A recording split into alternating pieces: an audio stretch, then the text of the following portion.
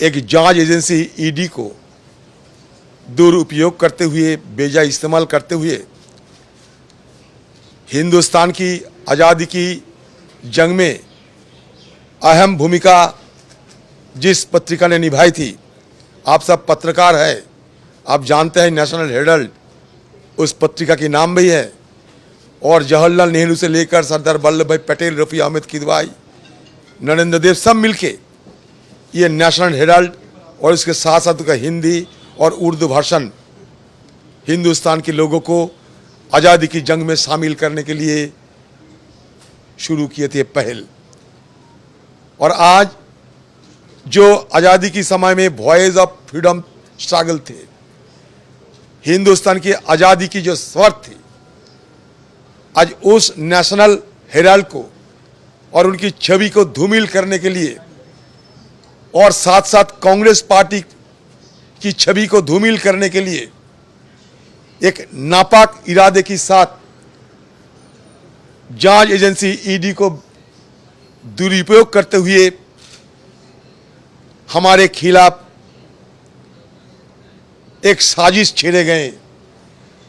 और सिर्फ कांग्रेस पार्टी ही नहीं बल्कि हिंदुस्तान की हर विपक्ष पार्टी के खिलाफ ईडी को बेजा इस्तेमाल करते हुए सबको अपदस्थ कर रहे हैं, अस्थिर कर रहे हैं।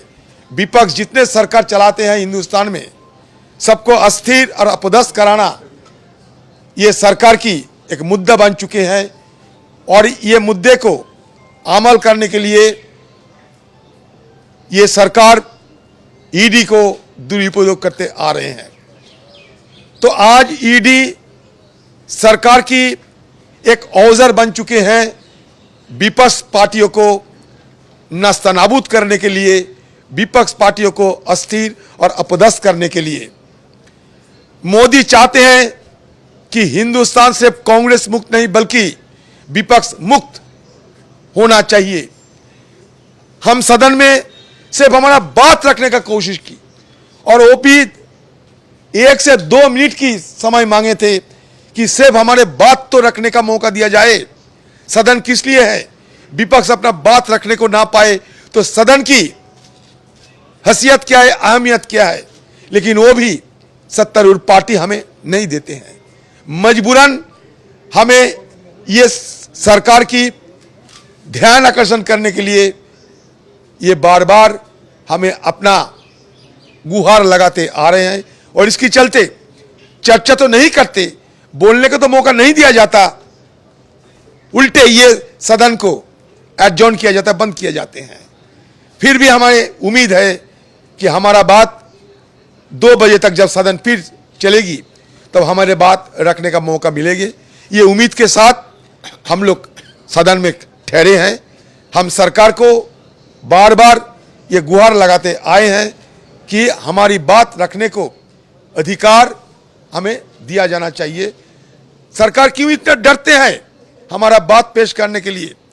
सारे ईडी की दुरुपयोग के चलते हम सदन के अंदर हम विस्तार से चर्चा का भी मांग किए हैं पहले ही, क्योंकि आज ईडी क्या है लोगों की पता नहीं। लेकिन ये ईडी को बेजा इस्तेमाल करते हुए हिंदुस्तान की जो परंपरा है, हिंदुस्तान की आज जो प्रतिष्ठान है, एक के बाद एक प्रतिष्ठान, और सारे विपक्ष को ये सरकार खत्म करना चाहते हैं। ईडी विपक्ष को खत्म करने की एक औजार बन चुके हैं इस सरकार के लिए।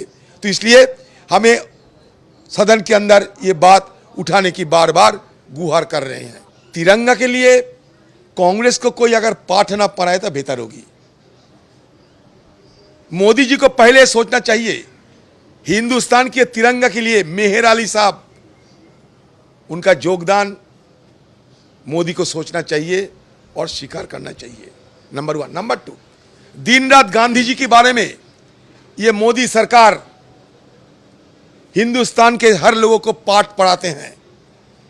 और ये गांधी जी की आजादी के समय में सबसे बड़ा हथियार थी खादी, और ये खादी के चलते सारे हिंदुस्तान आज तक इस्तेमाल करते थे खादी की तिरंगा। लेकिन वो भी तिरंगा महात्मा गांधी जी की जो निशान थे वो छीन लिए हैं हमारे हिंदुस्तान की सरकार। और ये खादी के बदले हमारे दुश्मन चीन से मंगाया जाता है सारे तिरंगा। और मोदी की कोई चुनिंदा बिजनेसमैन है हिंदुस्तान में, उनको सारे ऑर्डर दिए जाते कि भाई तुम तिरंगा बनाते रहो।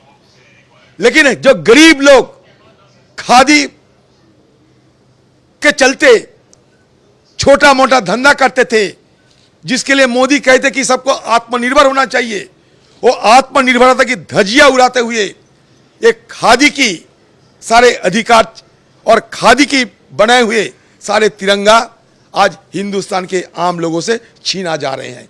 किसके लिए कर रहे हैं? हमारे दुश्मन चीन से मंगाए जा रहे हैं। और हिंदुस्तान में कोई चुनिंदा पूंजीपतियों को जो ये सारे प्रस्तुत करने के लिए कहा गए हैं, ऑर्डर उन्हीं लोगों को मिले हैं।